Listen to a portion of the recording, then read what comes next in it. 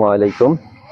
আমি একটা বিষয় আপনাদেরকে শেয়ার করব। আপনারা যারা সবজি চাষ করেন, হাইব্রিড সবজি চাষ করেন, তাদের জন্য আপনারা অনেকেই চান যে আপনারা যখন প্যাকেট বাজার থেকে বীজ কিনে আনেন, হাইব্রিড যে বীজগুলো কিনে নিয়ে আসেন, সেই বীজগুলা থেকে আপনি যে ফসল হয় সেই ফসল থেকে আপনারা বীজ সংগ্রহ করতেছেন। সেক্ষেত্রে আপনারা আসলে সংগ্রহ করলে আসলে ওর গুণগত মান কতটা ঠিক থাকে সেই বিষয়ে দেখেন। আমার এখানে একটা করলা বীজ আছে, মানে করলা গাছ আছে আর কি। এখানে করলা গাছে এখানে এই মাচায় এর আগে করলা দেয়া ছিল। আপনারা জানেন যে এখানে দুর্বার এবং আলিশা এবং গোলরি জাতের ট্রায়াল একটা প্রজেক্ট ছিল। সেই প্রজেক্টের সব রকম চারা আর কি ছিল।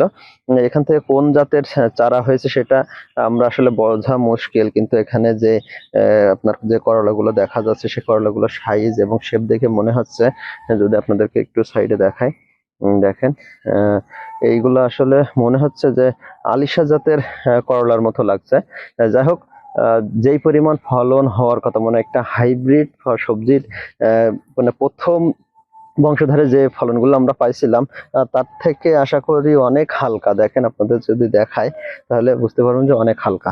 এজন্য আপনারা যদি বীজ সংগ্রহ করেন সেক্ষেত্রে মেনেই নিতে হবে যে আপনাদের ফসল কিছুটা কম হবে। এই জন্য আপনারা বীজ সংগ্রহ করলে করতে পারেন, কিন্তু আপনার সাইজ শেপ একরকম থাকবে না।